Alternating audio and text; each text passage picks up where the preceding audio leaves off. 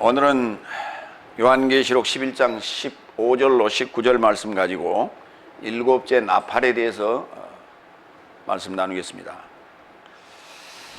여섯째 인, 그리고 여섯째 나팔, 그리고 일곱째 나팔, 이 모든 내용들이 굉장히 깁니다.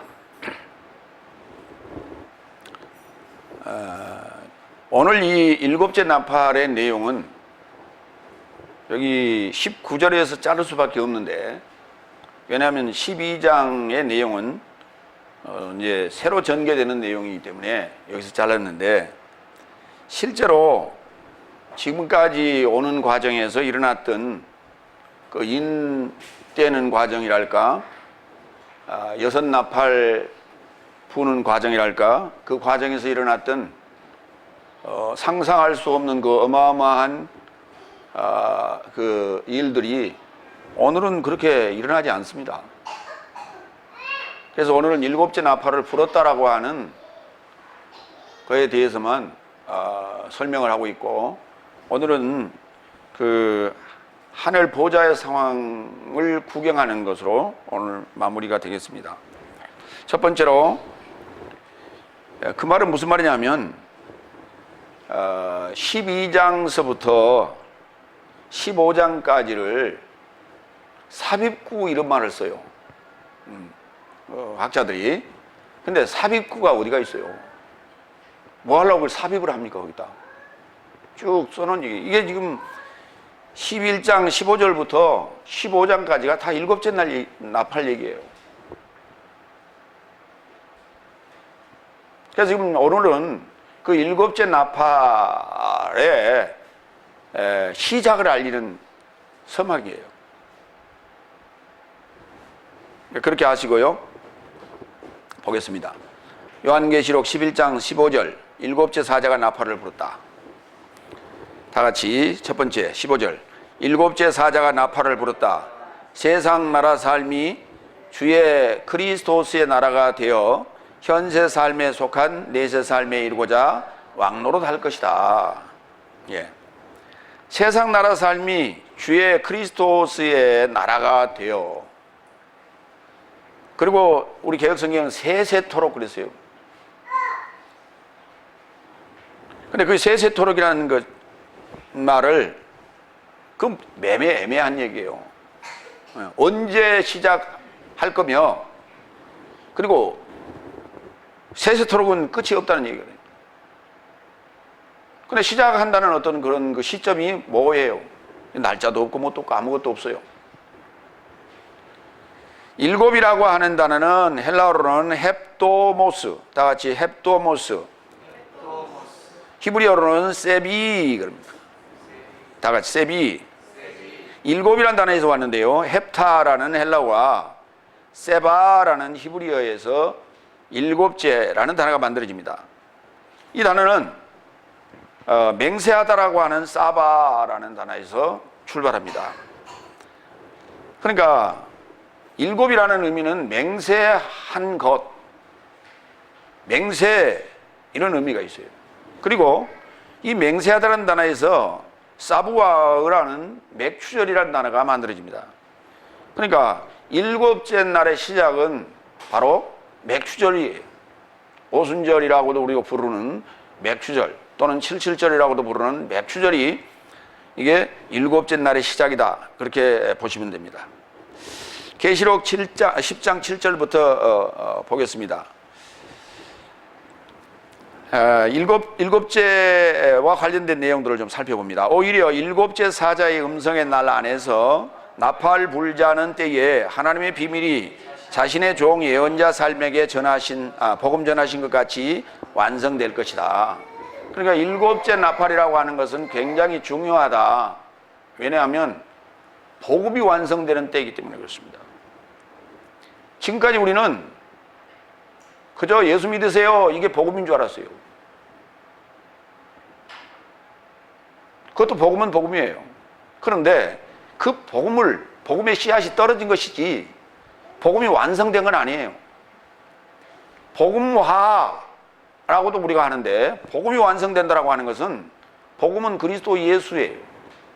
그리스도 예수의 전생애가 내 삶과 하나 됐을 때 우리가 그걸 복음화가 됐다, 이렇게 말하는 거예요. 그러면 예수님의 탄생에 대한 비밀, 예수님의 부활에 대한 비밀, 예수님의 재림에 대한 비밀, 이 세 가지 비밀이 다 풀려지고 이해되고 내 사건화가 됐을 때 우리가 복음화가 됐다는 거예요. 이 복음화의 과정이, 복음화가 되려면 일곱째 나팔을 들어야 돼요. 그 일곱째 나팔은 저 하늘에서 양각나팔 불고 오는 게 아니고 사자가 부는 거예요. 사자가. 이 천사라고 번역을 해놔가지고 그저 날개 달린 천사인 줄로 착각을 하고 상상의 나래를 펴도록 번역을 이상하게 해놨어요. 사자예요. 안겔로스. 히브리서 4장 4절. 왜냐하면 일곱째에 관하여 어디 이와 같이 언급하였으니 하나님도 그의 일의 모든 삶으로부터 일곱째 날에 쉬셨다. 그렇습니다. 우리가 일곱째 날에 들어가야만이, 그리고 복음화가 완성이 돼야만이 하나님이 쉬시는 거예요. 근데 만약에 우리가 복음화가 안 되면 하나님이 계속 일하고 있어야 돼요. 내 죽을 때까지 일하다가 복음화도 안 되고 죽은 자식 몸 만지는 식이 돼버리고 마는 거예요. 이게 불효자식들 아니에요.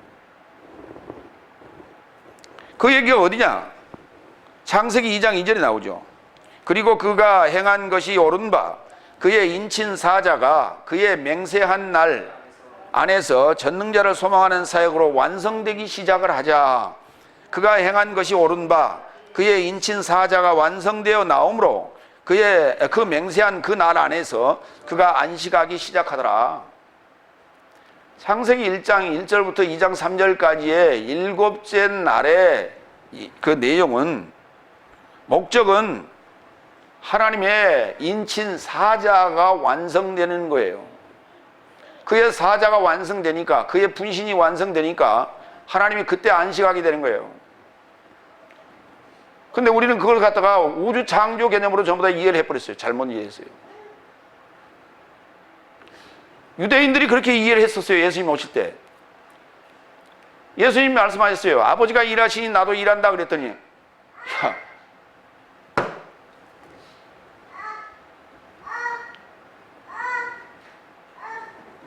아버지가 일하시니 나도 일한다 그러니까, 야, 무슨 망언을 하느냐.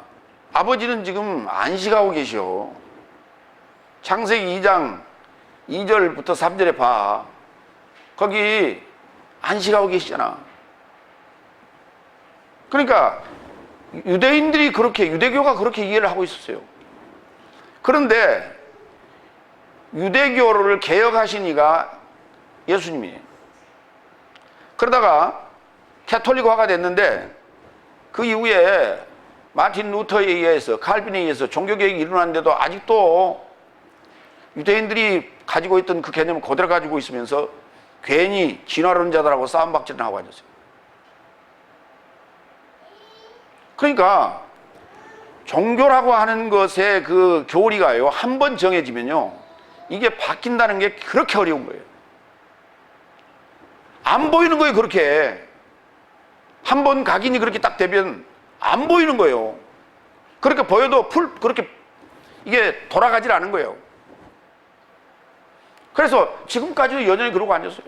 그 말이 무슨 말인지는 모르고 있어요. 일곱째 날에 안식한다, 그 말이 무슨 말인지 몰라.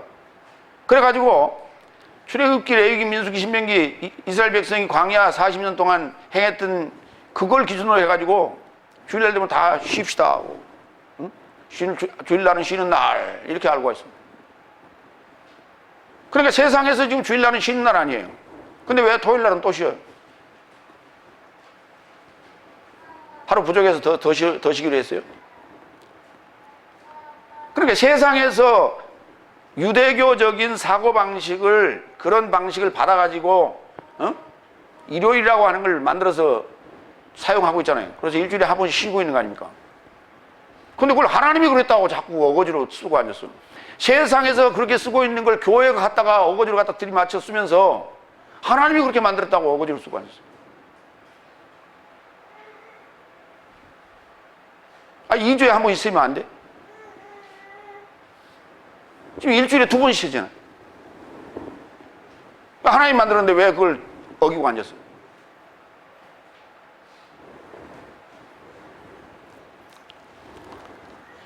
마태복음 25장 34절. 그때 왕이 그의 오른 삶에서 내는 삶에게 말할 것이다. 내 아버지의 복받은 삶이여, 이리와 세상이 떨어짐으로부터 예비된 나라를 상속하라. 예, 세상 나라가 그리스도의 나라가 된다고 그랬잖아요.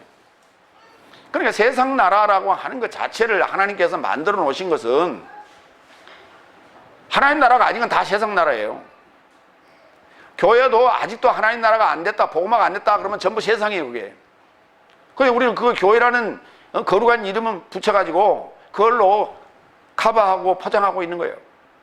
이건 종교입니다. 세상이 떨어짐으로부터, 세상이 창조됨으로부터 예비된 나라를 상속하라. 이게 우편 양들에게 주시는 상급이에요. 이게 삭시예요. 그러니까 오늘 지금 7째 나팔을 불었을 때에 세상 나라가 그리스도의 나라가 된다는 얘기가, 오늘 지금 마태복음 25장의 천국 비유의 양과 염소의 얘기가 같은 맥락이다, 그렇게 보시면 됩니다. 히브리서 4장 4절 5절. 하나님에게서 받은 자는 모두 세상을 이기기 때문에 세상을 이긴 승리는 이것이니 나의 삶의 믿음이다. 하나님의 아들이 예수스인 것을 믿는 자가 아니면 세상을 이긴 자가 누구더냐. 그러니까 세상을 이겼다는 것은 세상 나라가 그리스도의 나라가 됐다는 얘기예요. 세상 나라가 그리스도의 나라가 됐는데, 여러분 한번 생각해 보세요. 지금요, 기독교 인구가 지구 인구의 몇 프로나 될까요? 50% 될까요, 안 될까요? 네?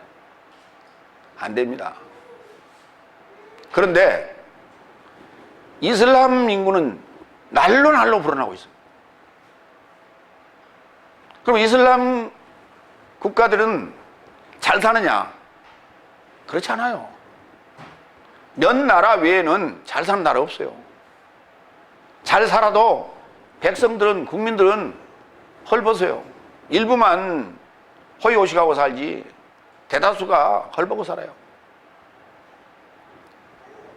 오늘 아침에 레바논의 베이루트에 대한 뉴스가 잠시 나오는 걸 내가 봤는데요. 그 베이루트 시내에 쓰레기가요 산더미처럼 쌓이는데 이걸 치우지를 못하고 있어요. 베이루트가 레바논이 어떤 국가냐? 원래는 기독교 국가였어요. 그 중동 지역에 오직 기독교 국가, 유일한 기독교 국가 하나 남았었어요. 그런데 그 기독교 국가인 이 레바논에서 이민을 받아줬어요. 그렇게 큰 나라도 아니고 인구도 많지 않아요. 그런데 기독교 국가라는 이유로 왜? 성경이 그렇게 써 있잖아요. 네. 네 오른손에 한 것을 왼손이 모르게 하라. 그런 의미로 열심히 그 사람들 받아주면서, 그런데 그 사람들이 주로 누구였냐? 이슬람권 사람들이었어요. 그 사람들이 점점 와서 아이를 낳는데 5명, 10명 막 낳는 거야, 이게. 그래갖고는 인구가 점점 불어나니까 이제 자기들이 주장을 세우고 깽판을 치기 시작하고 교회 와서 불질르고 싸움박질하고 교회를 부셔뜨리고 결국은 이슬람 국가가 되어버렸어요. 그런데 지금 결과는 저 모양이라고요.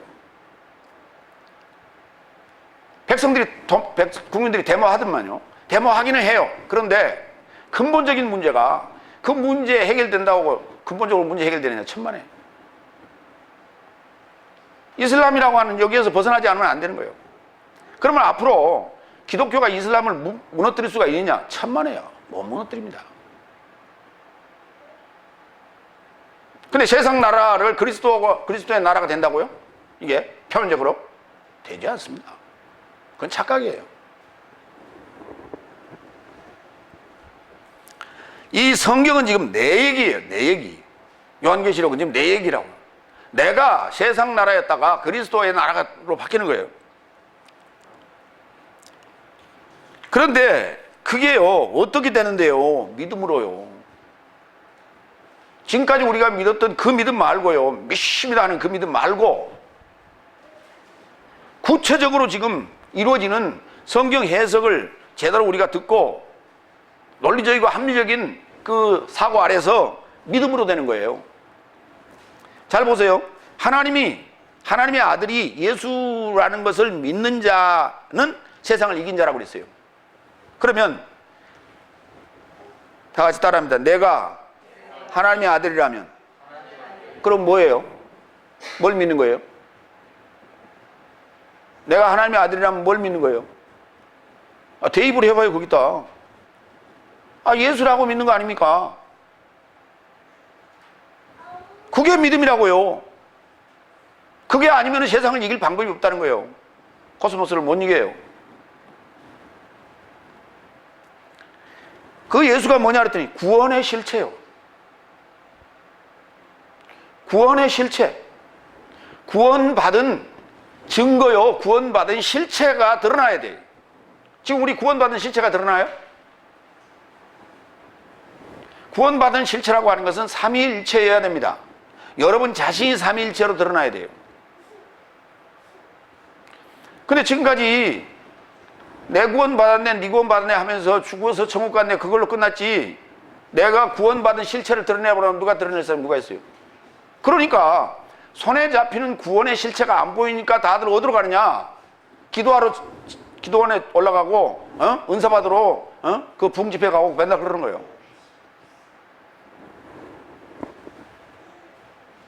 마태복음 13장 39절로 40절. 또한 저 삶을 심은 원수는 마귀요 그리고 추수는 내세의 공동완성이요 또한 추수 삶은 사자 삶이다. 그런즉 가라지 삶이 거두어지게 되어 불로 태워지게 되는 것 같으니 내세의 공동완성 안에서도 이와 같을 것이다. 무슨 말이냐?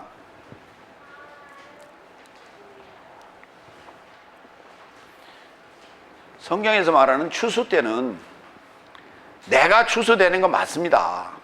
내가 추수를 당하는 건 맞는데, 일곱째 나팔을 불면 추수를 당하게 되는데, 나의 현세 삶이 추수를 당하는 게 아니에요. 나의 내세 삶이 추수를 당하는 거예요. 이 말은 무슨 말이냐면 나의 현세 삶은 아직 복음화가 안 돼 있어요. 역사적으로 보세요. 예수님의 탄생 2000년 전 얘기죠. 예수님의 부활도 2000년 전 얘기죠. 그러면 나하고 이게 매치가 됩니까? 우리는 그거 믿는다고 그냥 믿고 앉았죠. 예. 그런데요, 그 믿음이 얼마나 잘못된 믿음인가를 제가 증명을 해드릴게요. 내가 어떤 이에게, 친구에게 돈을 1억을 빌려줬어요. 1억도 없지만 가정하는 거예요. 예. 그 1억 빌려준다니까 또 나한테 1억 좀 빌려줘서 그러고 오면 안 돼. 가정하는 거예요. 자, 그랬는데 그 친구가 나한테 1억을 갚았어요. 그렇죠? 예. 그래서 내가 그렇게 했어요. 야, 나는 네가 나에게 1억을 갚은 줄로 나는 믿는다. 이렇게 말하는 사람이 있어요? 그렇게 말하는 사람은 아무도 없어요. 그렇죠? 예. 만약에 빌려줄 때 나는 너가 나한테 1억을 갚을 걸로 믿는다. 이렇게 하면 이게 말이 되는 거예요. 그러니까 미래지향적인 얘기를 할 때 우리가 믿는다 이런 말을 쓰는 것이지, 이미 이루어진 일에 대해서 그걸 갖다 왜 믿는다는 단어를 쓰고 있어요. 2000년 전에 예수님께서 이 땅에 오신 것을 나는 믿습니다 이렇게 얘기하고 있단 말이에요. 우리가 지금 그건 사실인데 왜 믿어요? 그걸 안 믿어도 사실인 거예요. 그러니까 현세 삶이냐 내세 삶이냐라고 하는 거예요.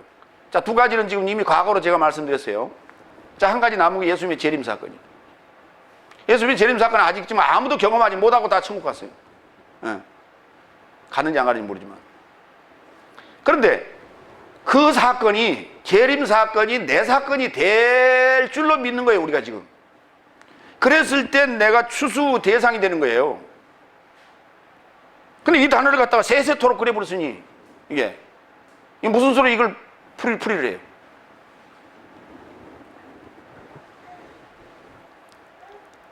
두 번째 대지로 넘어갑니다. 계시록 11장 16절로 17절. 보좌 24장로 삶의 찬양. 여기도 마찬가지예요. 이게 뭔가 사건이 일어나는 게 아니에요. 어떤 상황만 지금 우리가 보게 되는 거예요. 두 번째 16절. 그러자 하나님 앞에 앉아 있는 삶인 24장로 삶이 그의 보좌를 접하여 엎드려 저 삶의 얼굴을 접하여서 하나님에게 경배하였다.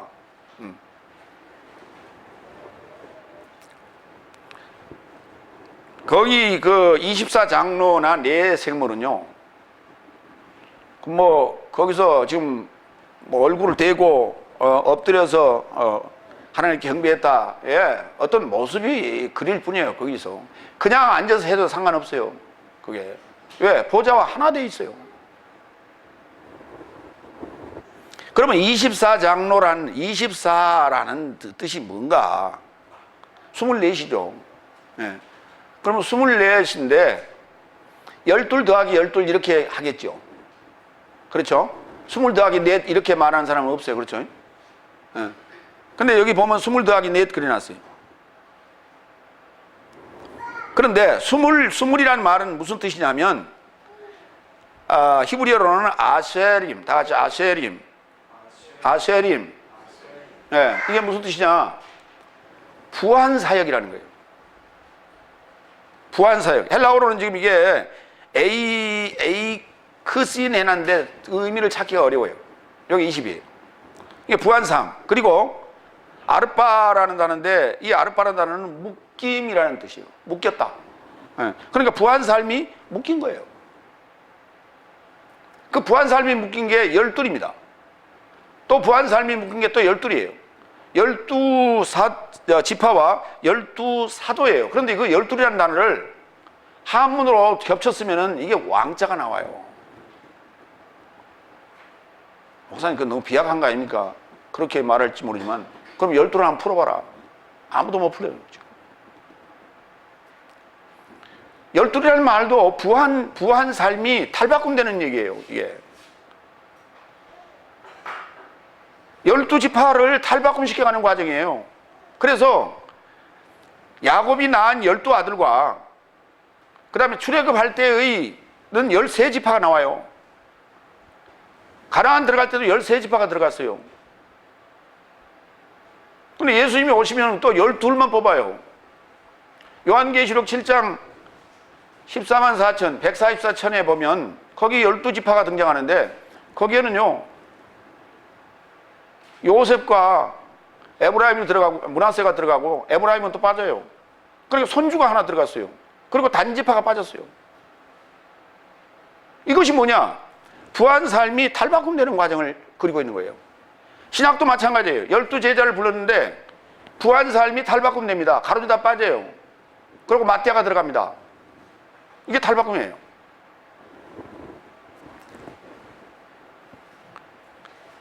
그러니까 성경은 이 해석이 의미로도 풀어져야 되고 숫자적으로도 풀어져야 되고 이게 같이 풀어져야 되는 거예요. 근데 전부 지금 계시록 풀고 있는 사람들은 다 숫자 노릇만 하고 앉았어요.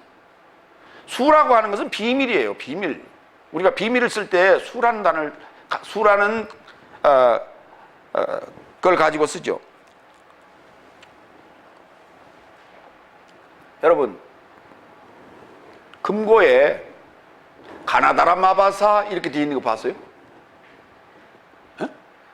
금고 번호가, 금고에 거기 버튼이 가나다라 마바사, 내지면 또 기억, 니은, 디귿, 리을, 아니면 A, B, C, D 이렇게 되어 있는 거 보셨냐고요? 없어요, 그런 거. 그걸로는 그 시스템을 만들 방법이 없어요. 자물통을 만들 방법이 없어요. 그게 전부 수로 되어 있어요. 예. 컴퓨터 전부 수로 되어 있어요. 그러니까 우리가 지금 가시적으로 볼 때는 수를 느끼지 못하지만은 실제는 전부 수예요. 1 플러스 1, 1 플러스 1, 1 플러스 1이에요. 전부 다 컴퓨터 숫자는. 그러니까 우리는 이제 계산기 할 때 이렇게 씁니다. 12 곱하기 12는 144가 바로 튀어나오잖아요. 근데 계산기는 12 곱하기 12 하면 12를 12번 지가 더해요. 딱. 그게 더하는 게 너무 빨리 더하니까 우리가 못 느낄 뿐이에요. 근데 걔는 곱하기 할 줄 몰라요. 나누기 할 줄도 모르고. 그러니까 우리는 얘가 곱하기도 잽싸게 하고, 우리 암산하듯이 나누기도 잽싸게 하나 보다. 우리는 그렇게 알고 있어요. 천만에. 계시록 5장 8절. 그러니까 24장로가 등장하는 데를 지금 계시록 4장 4절 요한이 열린 하늘을 보았을 때 그 안에서 또 봤죠. 예. 그 다음에 계시록 5장 8절. 계시록 5장 8장은 인봉된 책을 열지 못했을 때 그 희생양이 그것을 열겠노라 했을 때 상황입니다. 그리고 그가 그 책을 취하시자 네 생물 삶과 24장로 삶이 희생양 앞에 엎드렸다. 각각 수금 삶과 향 삶이 가득한 금대접 삶을 가지고 있으니 그 금대접 삶은 거룩한 삶의 기도 삶이다. 이 삶이 왜 이렇게 막 튀어나오나? 예. 이 삶은 복수예요. 예. 그 다 들로 바꾸면 복수가 돼요. 근데 들로 바꾸면요, 전부 다 밖으로 나가야 돼요. 우리 몸 밖으로 나가야 돼요. 삶으로 풀어야 몸 안으로 우리가 들어갈 수가 있는 거예요. 이 의미가.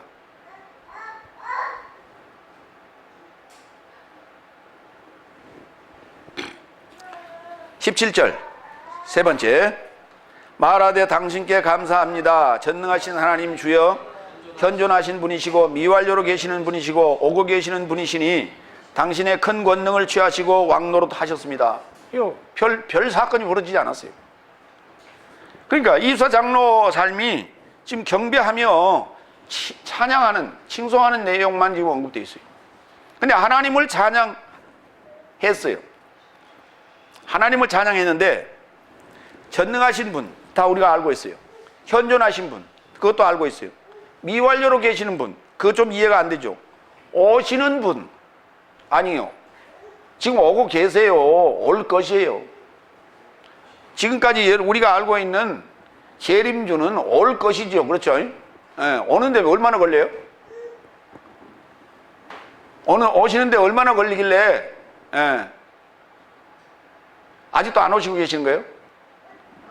그러니까 우리는 이렇게 생각하는 거예요. 오시는데요, 금방 와요. 그냥 몇 초면 올 수 있어. 그렇죠? 그래서 아예 출발도 안 하고 계신 거예요. 그렇죠? 근데요, 현재형이에요. 지금 오고 계세요. 오고 계세요. 누구는 만났고 누구는 못 만나요. 오고 있어도.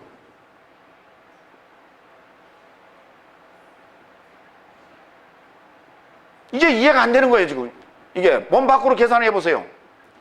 인류 전체가 맞이해야 될 재림주인데 이게 말이 되냐고요. 얼마나 멀길래 아직도 오고 계셔요.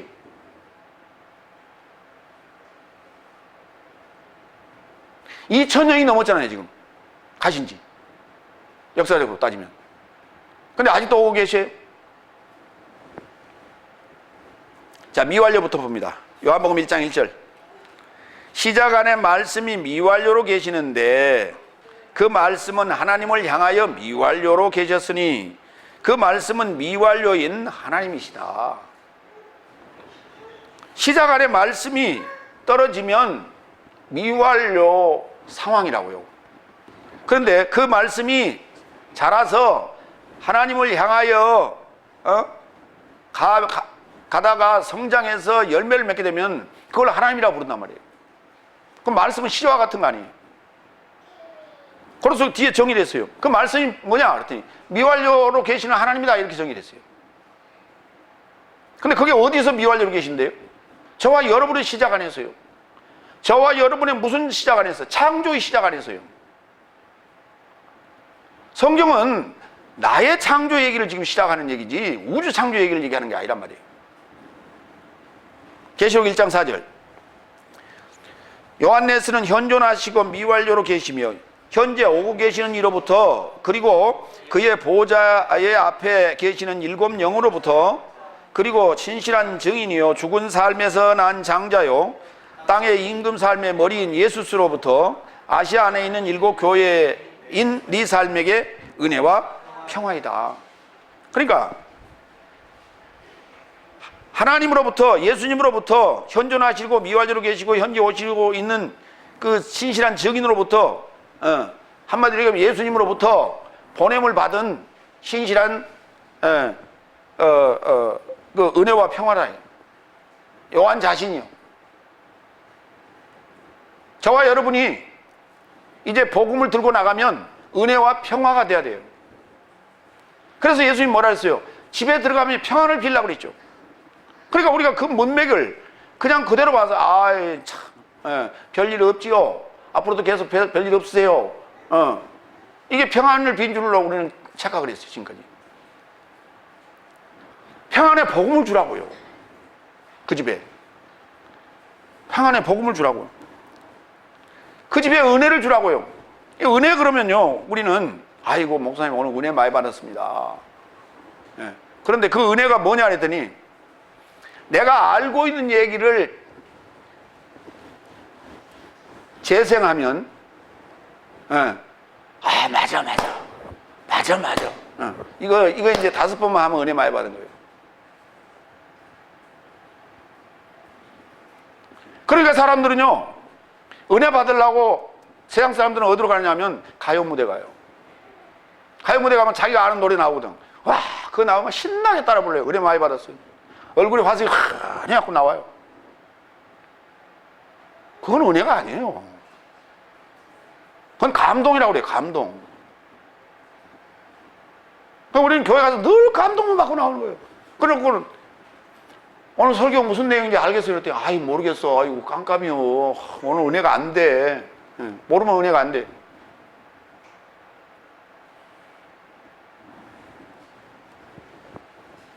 계시록 1장 8절. 나는 알파와 오메가요 시작과 완성이다. 주께서 말씀하신다. 그는 현존하시고 그는 미완료로 계시고 그는 오고 계신 전능한 분이다. 예. 도처에 지금 거의 유사한 내용들이 지금 여기저기 실려 있어요. 계시록에. 그런데 이 내용을 이걸 여러 차례 중요하기 때문에 여러 차례 언급을 하고 있는데 이걸 설명을 못 하는 거예요. 그리고 번역을 엉터로 해놨어요.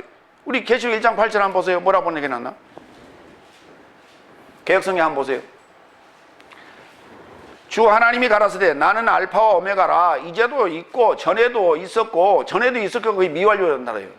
미완료에 있었고 장차 올 자요. 그건 미래형이에요. 오고 있는 자라니까요. 장차 올 자가 아니고. 이렇게 전혀 엉뚱한 번역을 해놨다고.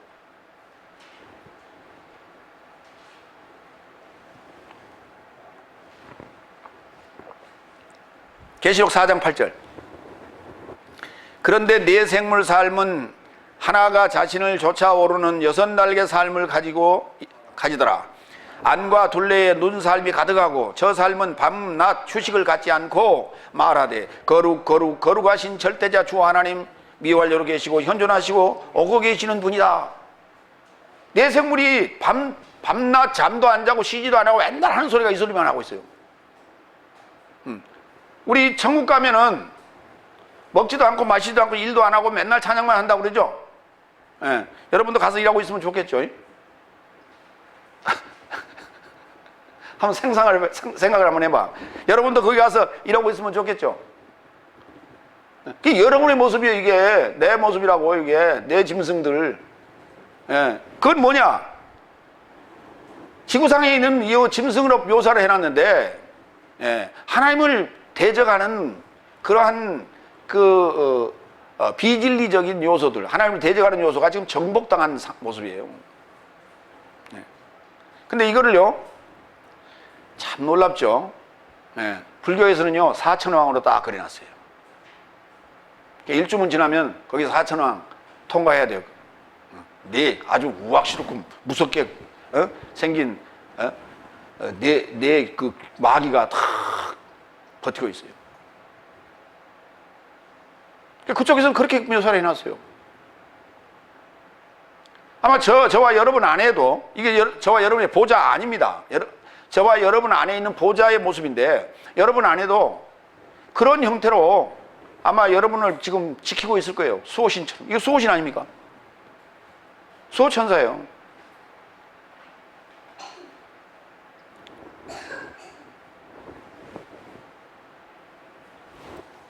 근데 우리는 수호천사 그러면 요 뒤에요 머리 위에 그 날개 달린 천사가 팔랑팔랑 하고 여기 와서 이라고 따라다니니까 이게 수호천사라고 그렇게 다 얘기하대.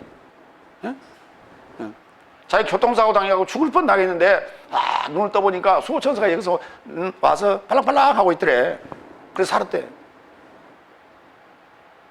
그러니까 직접 간증을 체험을 한 자가 그렇게 얘기를 하니까 그걸 보지 않는, 경험하지 않는 사람들은 그런가 보다라고 그렇게 얘기를 하죠. 성경이 이렇게 써놨는데 어디 머리 위에 와서 이렇게 날개하고 팔랑팔랑거리는 그런 천사가 어디가 있어? 성경에.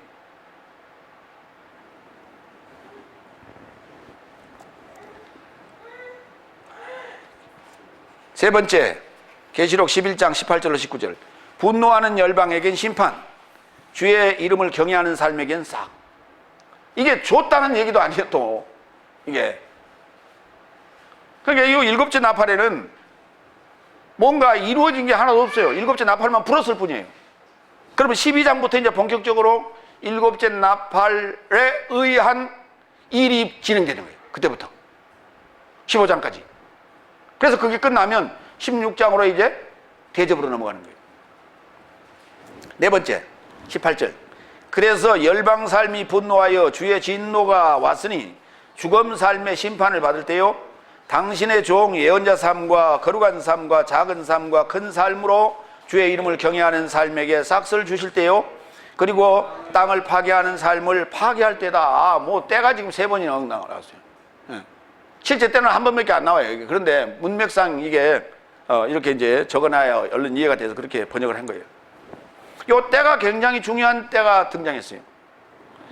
그러니까 열방은 분노하니까 주의 진노의 때가 올 것이고, 그 다음에 하나님을 경외하는 자들에게는 싹쓸 받을 때가 온다는 거예요. 이게 그 단어가, 그 때라는 단어가 절기라고도 하고 기회라고도 하고 때라고도 이렇게 부릅니다. 다 같이 카이로스. 예, 카이로스라는 단어인데요. 계시록 1장 3절 봅니다. 예언의 말씀을 읽는 자와 듣는 자, 그리고 그 안에 기록된 삶을 지키는 삶은 행복하다. 왜냐하면 때가 가깝기 때문에. 무슨 때가 가까워요?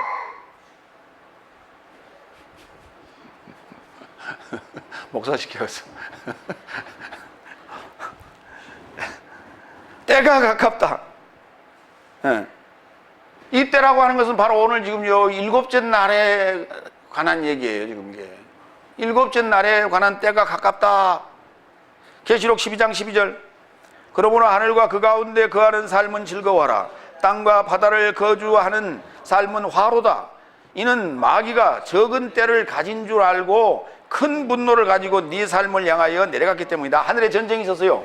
미가엘과 용과의 전쟁이 있었는데, 그 전쟁에서 자기 있을 곳을 얻지 못해서 땅으로 내려가는데, 그때가 그 내려갈 때 그냥 져서 내려간 게 아니라, 자기 때가 몰랐어요. 지금 자기 때가 자기 때가 얼마만큼 남은지, 자기 때가 요 배터리가 요 거의 다 된 줄 몰랐어요. 그런데 싸워보니까 안 돼요. 그럼 그때 보니까 요 배터리가 거의 다 된 줄 알았어요.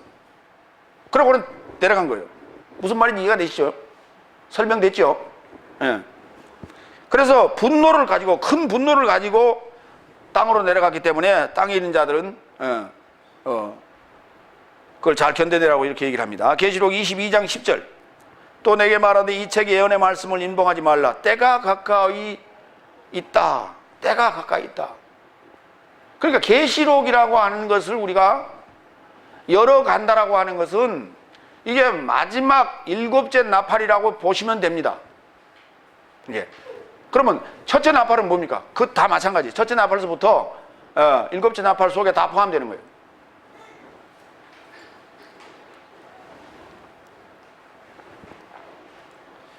무슨 말이냐면, 제가 일곱째 나팔을 불어도 여러분이 지금 상태가 첫째 날이면 첫째 나팔이에요. 제가 일곱째 나팔을 불어도 여러분의 상태가 넷째 날이면 넷째 날이에요. 넷째 나팔이에요. 내가 여섯째 나팔, 일곱째 나팔을 불어도 여러분이 여섯째 날에 해당되면 여섯째 나팔로 들리는 거예요. 그 단계를 하나하나 다 그것을 내가 몸소 실천해 가야 되는 거예요. 이게 지금 내가 여기 뭐라 그랬어요? 계시록 1장 3절에 이 예언의 말씀을 읽는 자와 듣는 자, 그리고 그 안에 기록된 삶을 지키는 자라고 그랬지, 그걸 갖다 그냥 이해만 하고 그걸 그냥 풀기만 하고 그냥 그게 구경만 하는 그런 얘기가 아니라니까요. 이게 언제 온대? 백마탄 왕자는 언제 오나? 그러고 있는 이런 그때와 시기는 언젠가, 이런 거를 이렇게 계산하고 하는 그런 얘기가 아니라니까요. 이게 우리 삶에 관한 문제지.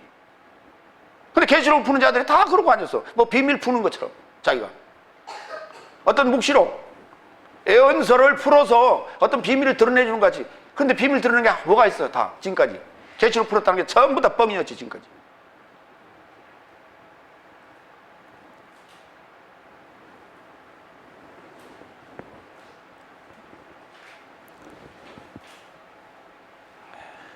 계시록 22장 12절.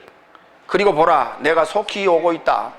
그의 일만큼 각자에게 떼어줄 나와 결합된 나의 싹이 있을 것이다. 주님이 오셔서요, 그때 싹을 이제 준대요. 이제 그때 내가 복음화가 완성이 되면, 그때 새 예루살렘 성이 되면 그때 준대. 싹을요. 일한 만큼. 그러니까 되지도 않고 숫자만 불렸다고 지금 이러쿵저러쿵 하고 잔치를 베풀고 있는데, 그걸 우리가 선무당이 사람 잡는다라고 하는 거예요. 거기에 모이는 사람들은 다 그 말에 다 순종하고 앉았어요. 그러니까 계시록에 대해서 이렇게 비밀이 열려지고 있는데도 불구하고 안 봐요. 안 봐. 근데 이제 안 본 이유가 있더라고요. 계시록 강해를 하는 분들이 보니까 재미가 하나도 없어. 무슨 말인지 모르고 그게. 그리고 옛날에 들었던 거에서 뭐 한치도 더 벗어난 것도 없고. 그러니까 기독교 방송에서요, 편성을 할 때 어디다 해놓냐면 제일 11시 몇 분에 이런 데 넣어놨어요. 그걸 누가 그 시간에 가서 계시록 듣겠다고 그거 11시 몇 분에 그거 앉아서 그걸 듣고 있어. 그러니까 계시록이 설령 우리가 이렇게 풀려져서 이게 방송이 된다 치더라도 그런 선입견이 있기 때문에 안 본다니까요, 사람들은.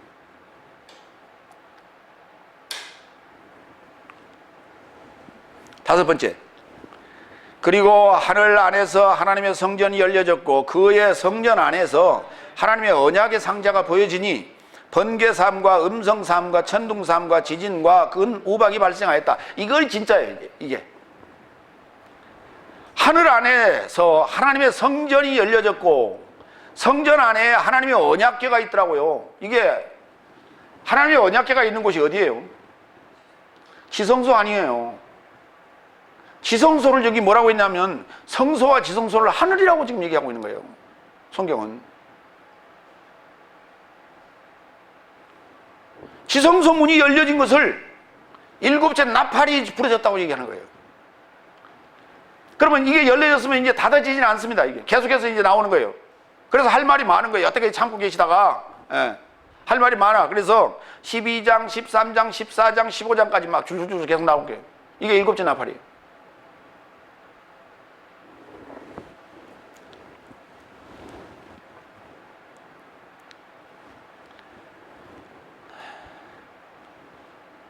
하늘문 열리는 것 좀 몇 군데 좀 보겠습니다. 계시록 4장 1절로 11절. 1절. 이 삶을 결합하여 내가 알아보았다. 그리고 하늘 안에 열려진 문이 보인다. 그리고 나와 결합하여 전하던 나팔 같은 처음 음성을 내가 들었는데 말하되 이리로 올라오라. 그러면 이 삶을 결합하여 발생함이 마땅하다는 삶을 보여줄 것이다. 보세요.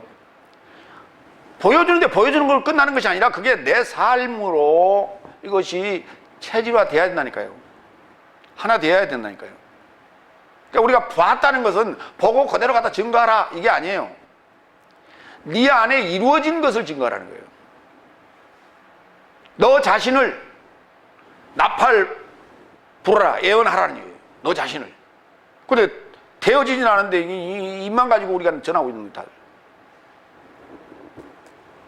계시록 15장 5절로 6절. 그러니까 4장은 지금 사도 요한이 지금 하늘 안에 들어가는 모습이에요. 근데 그 하늘이 어디냐면 저 하늘이 아니고요, 자기 속에 하늘 속에 들어간 거예요. 그러니까 사도 요한도 요한계시록에서 요한계시록을 쓸 때 요 계시를 받을 때야 자기가 하늘 속 들어가 본 거예요. 그 반모섬에서. 사도 바울이 삼층천에 갔다 왔다는 얘기가 그 얘기가 저기 어딘지도 모르는 그곳을 얘기하는 게 아니에요. 어딘지도 모르는데 그걸 왜 어딘지도 모르는데 그것이 있다고 그래. 그건 순 거짓말이라니까요. 어딘지 있는 줄 알면서 얘기를 해야지. 어딘지 있는지도 모르는데 거기가 있다. 대기권이 1층이고 그 다음에 무중력 상태 2층천이고 그 다음에 그 어딘가가 3층천. 그런 말이 어디가 있어? 그게 과학적으로 그런 말이 있어요? 그럼 그것이 어딘데? 아무도 그걸 증명할 수 없는 얘기를, 허황한 얘기를 왜 하냐고. 지금까지 많은 사람들이 내가 본 천국에 대해서 얘기했어요. 그게요, 다 자기 속을 보고 왔는데 그걸 자기 속인지 모르는 거예요. 이 보이는 세계는 물리적인 세계예요. 이 보이는 세계가 물리적인 세계인데 그 엄청난 먼 곳에 자기가 갔다 오려면요, 혼이 가든지 갔다 와야 돼요, 이게. 그게. 근데 혼이 그걸 어떻게 가, 여기를? 그 간다는 그런 얘기 들어보셨어요? 그래서 우주선 타고 가잖아요, 요새, 우리. 혼이 갈 수 있다면 얼마나 좋아. 그냥 갔다 오면 되지. 몸은 여기 놔두고.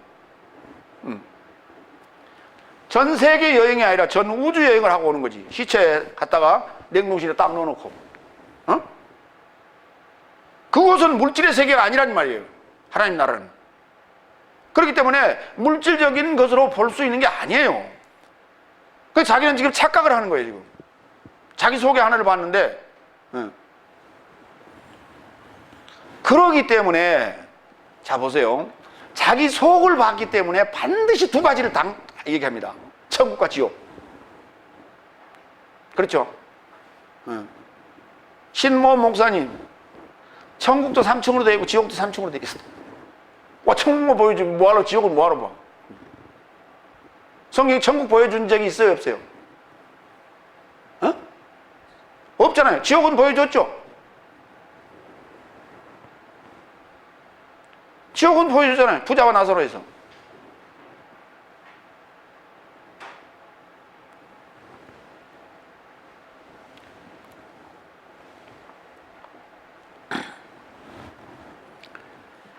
계시록 15장 5절로 6절. 이 삶을 결합하여 내가 보니 하늘의 증거장막의 성전이 열리며 일곱 재앙을 가진 일곱 사자가 성전으로부터 나와 맑고 빛난 세마포 옷을 입고 가슴에 금띠를 띠고 이렇게 일을 합니다. 그렇죠? 하늘의 증거장막 성전이 열리고 거기서 나왔다니까요. 그러면 하늘의 증거장막 성전이 열려서 거기서 나오면 뭘 하고 있어요? 증거하러 다니겠지. 복음 증거하러 다니겠죠.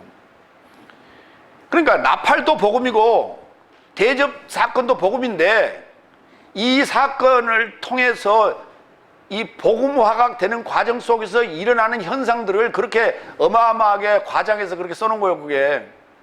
그게 그러면 보면 볼수록 겁나니까 손 안 댔다 그러잖아요.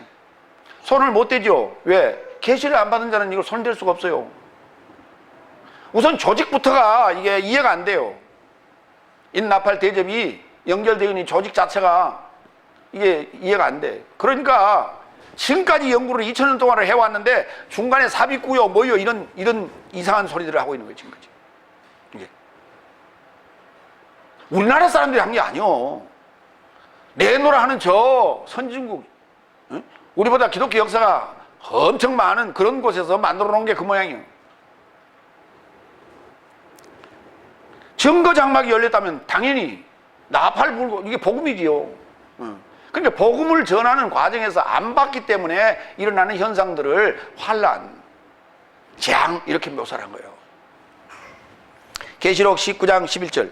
또 내가 열려진 하늘을 보았더니 보라 백마탄 자가 있으니 그 이름은 충신과 진실이라. 그가 공의로 심판하며 싸우더라. 그 뒤에 이제 나오는데 그를 말씀이라고 했어요. 마찬가지 열려진 하늘에서 나오는 말씀이에요. 그냥 성경이 기록된 말씀이 아니고요. 열려진 하늘에서 나오는 말씀. 계시록 16장 17절 일곱째 사자가 그 대접을 공중에 쏟음에 큰 음성이 성전에서 보좌로부터 나서 이르되 되었다 하시니 번개와 음성들과 천둥 소리가 있고 또 큰 지진이 있어 얼마나 큰지 사람이 땅에 있어 온 이래로 이같이 큰 지진이 없었더라. 이 지진이요 여러분 안에서 일어나야 돼요. 예. 이게 몸 밖에서 일어났더라면요 계시록 16장 정도 일어났으면요 21장까지 22장까지 가려면요 한참 가야 돼. 그런데 그때 지구는 난리가 나서요 다 폐허가 돼 있어요 지금.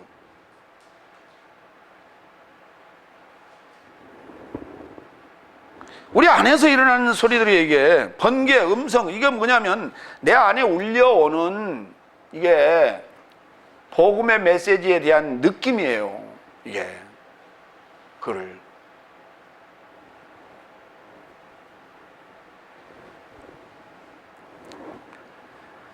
일곱째 마무리합니다. 일곱째 사자의 나팔을 불 때 하나님의 비밀이 종 예언자에게 전한 복음같이 완성된다고 하였습니다. 이게 여섯째 나팔에 얘기했어요. 일곱째 나팔이 불 때 24장로 삶이 경배하고 칭송하고 열방의 심판의 때에 관한 언급과 하늘 성전이 열리고 번개, 음성, 천둥, 지진, 우박뿐이다. 그렇습니다. 누가 다쳤다는 얘기가 없어요. 그렇잖아요. 우박이 쏟아지고 번개가 치고 지진이 났으면 누가 다친 사람이 있어야 되는데 아무도 다쳤다는 사람이 없어요. 여기 보면 12장부터 이제 15장은 삽입구가 아닙니다.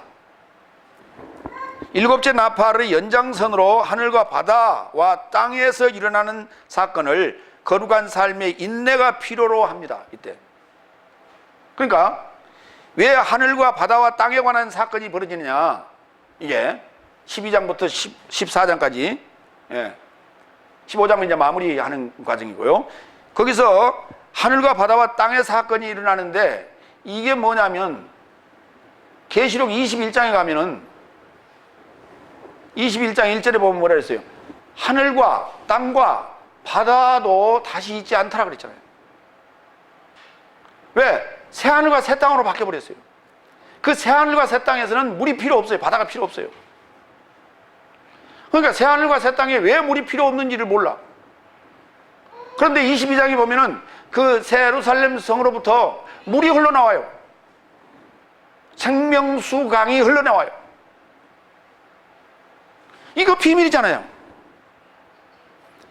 그러니까 내 안에 지금 세 가지가 있는 거예요. 하늘도 있고 땅도 있고 바다도 있는데 이 사건을 우리가 통과하는 것이 일곱째 나팔 이제 우리에게 주어진 과제예요.